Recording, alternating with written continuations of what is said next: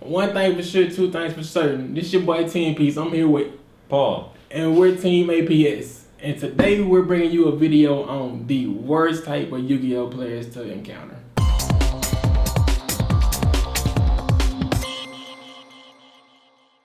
I can tell you off top, the worst kind of players to meet for me are the backseat duelists. Yes, the ones that stand by you and pick up your cards and pick up your opponent cards. And those aren't even the backseat. That's like the next level of backseat. That tell you you might as well go on his scoop right now. I've seen both of y'all sides. Bro, just chill. Man, I actually hate those too. Be easy, little homie. The worst thing about those is like they like touch your cards. Like I know I was pick up your whole back row. Yeah, like they pick up your back row. They pick up your deck. Like they want to know what you gonna draw for the next 3 turns. Or they'll pick up your deck and like look through it. That's actually happened.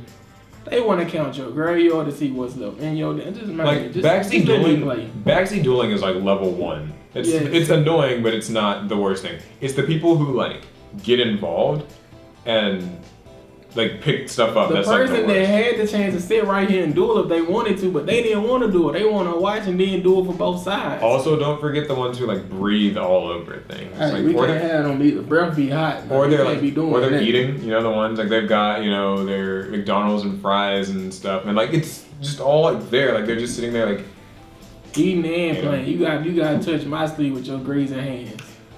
The next one for me is the people who troll and toad. They've got some price thing on their phone every time they trade. They're the hardest people to deal with for me. Like those people make me not want to trade or buy or sell or anything. Yes, no? Something I gotta say about them troll and toad players.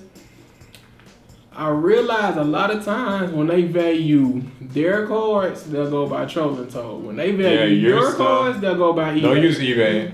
Price. I caught on to y'all. Don't pull that with me. Buying options lowest first. Yeah, that ain't gonna work. Come on. That's how that goes. The worst part about those two is like they're the same types of people who get like that whole like value to a T thing when they're trading. Where it's like, okay, well you found $31.73 worth out of my binder, but I only found like $31.62 out of yours. So you can take this $31.02 give me 11 cents and this firm handshake. That's all you getting from me. Yeah, those are the worst. I don't like them, and the thing is, like, they never seem to understand why people don't like them.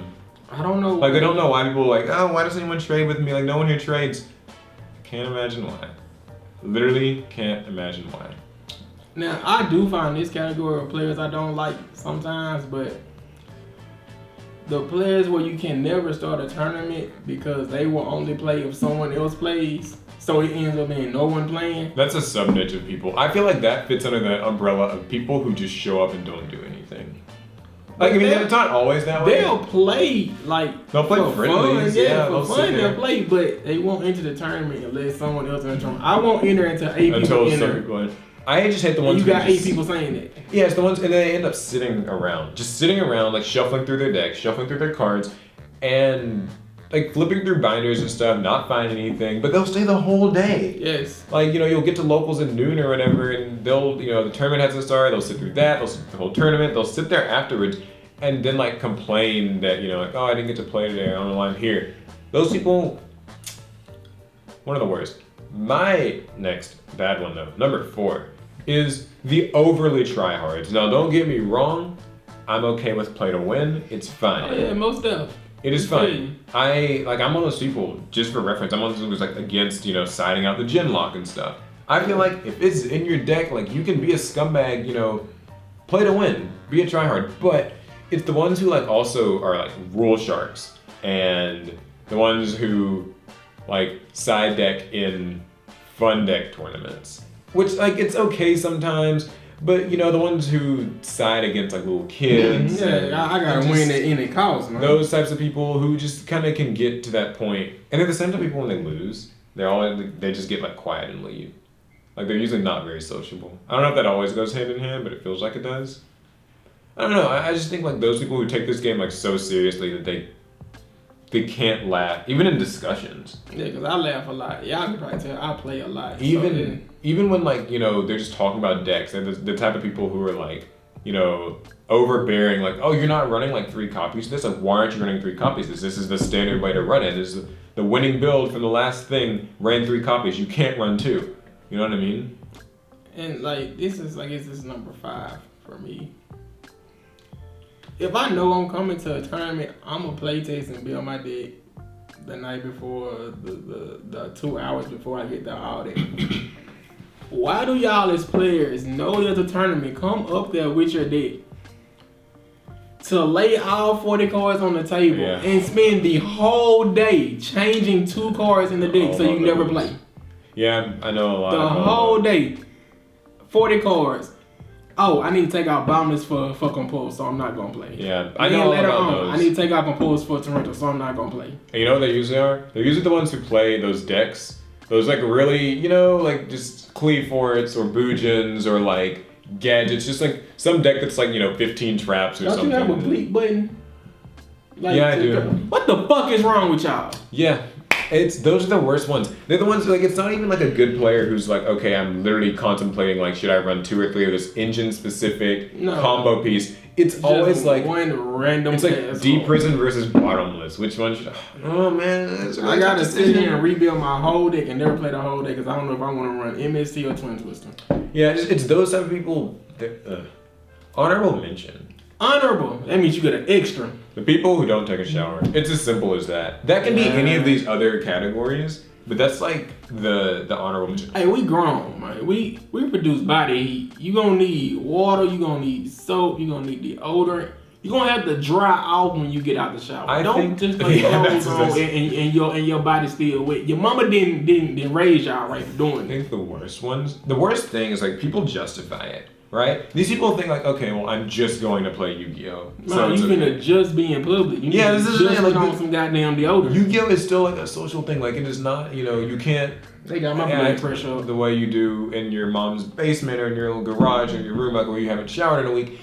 People show up and like they're also the same type of people who wear like.